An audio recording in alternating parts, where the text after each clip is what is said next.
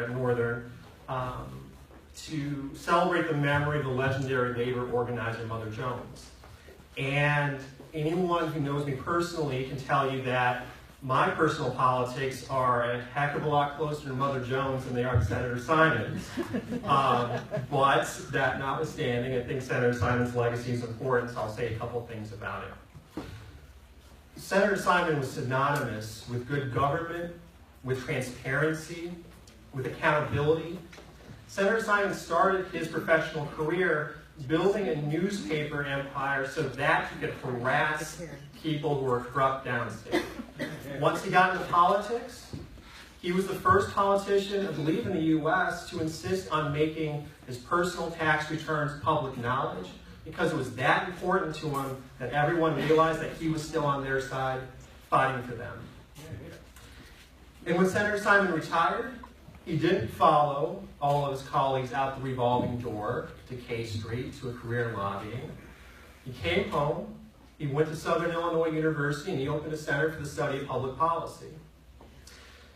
So I think Senator Simon was somebody who fundamentally believed in the ability of government to create opportunities for people.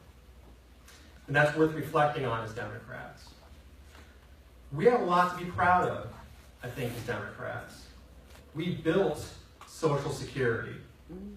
We built Medicare and Medicaid. We lifted tens of millions of senior citizens out of poverty by having done so. But we still have a country that's on two different tracks. There's one track for the wealthy, and there's one track for the rest of us. When government spends billions of dollars on the wealthy, in terms of tax cuts, interest deductions, convoluted stock market savings programs for saving for college, those are all what we call bipartisan solutions. Everyone thinks those are okay. When we spend money on the working class to give them opportunities, even simple programs like a federal loan program from college, which, by the way, Senator Simon was instrumental in creating, now that's not okay, or it's suspect, and the people benefiting from that program are put under suspicion as well. And when we do that, when we have these two different tracks, or two different tiers, we start to stigmatize the very programs that helped build the American middle class in this country. We stigmatize the people who benefit from those programs, just like I did and just like I'm sure many of you did. And that stigma itself comes at a cost. I'll give you an example. We stigmatize disability benefits in this country. If you know someone who's been disabled, if you're disabled yourself, if you have a family member, you know what it's like to try to get help from the government for Medicare and Medicaid.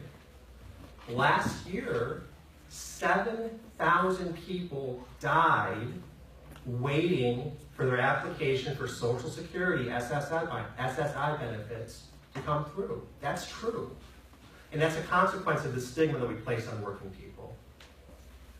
So let me say a couple things about DACA.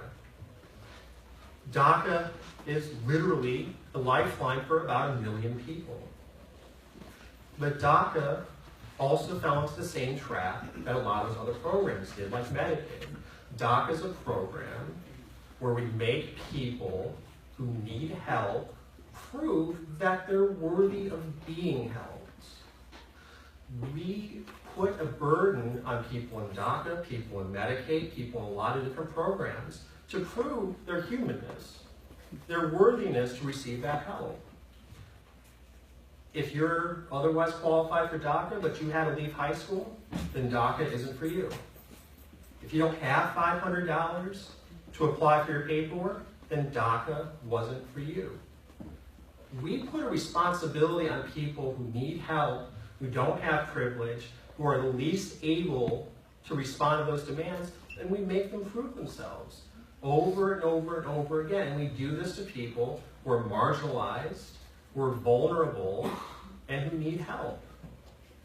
And I'm not part of DACA myself, but I like to think I know a double standard when I see one, and it's wrong. And, I say that as someone with a lot of empathy, because as a person of color, as someone with a certain kind of ethnic background that I have, I've been in plenty of situations, and always will be, where you have to prove yourself, where you have to answer questions that maybe other people don't have to answer. I live that reality every time I go to the airport. And those of you who know me know I used to fly full-time for my job, and I have like 400,000 frequent flyer miles on American Airlines. So do the math and figure out how often I've been in the airport to ponder that question. But it's wrong, and it's not fair. And that's why I'm running for Congress. Because I think we need to stop picking and choosing and making people prove that they get to be part of society and that they can have an equal shot as well. And that's why that's why I'm running for Congress. I support universal pre-K education. I support universal right to organize for labor. And I not only support and not only will vote for, but I'm going to be one of the people who finally writes a bill that implements universal health care in this country.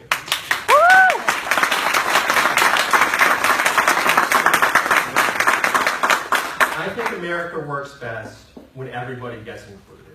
I think America works best when everyone gets a shot.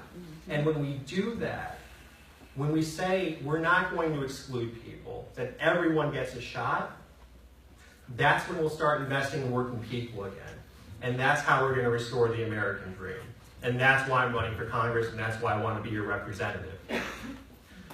I'm very happy to say that I have the endorsement of Representative Bill Foster in this race to be the nominee to face Adam Kinzinger.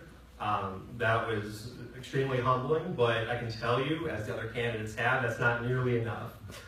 So I'm looking forward to working with you. For those of you who I haven't got a chance to meet yet, I'm looking forward to talking to you. And I can't wait to work on this project with you. My name is Neil Mohammed, and I'm running for the nomination in the 16th District. Thank you so much.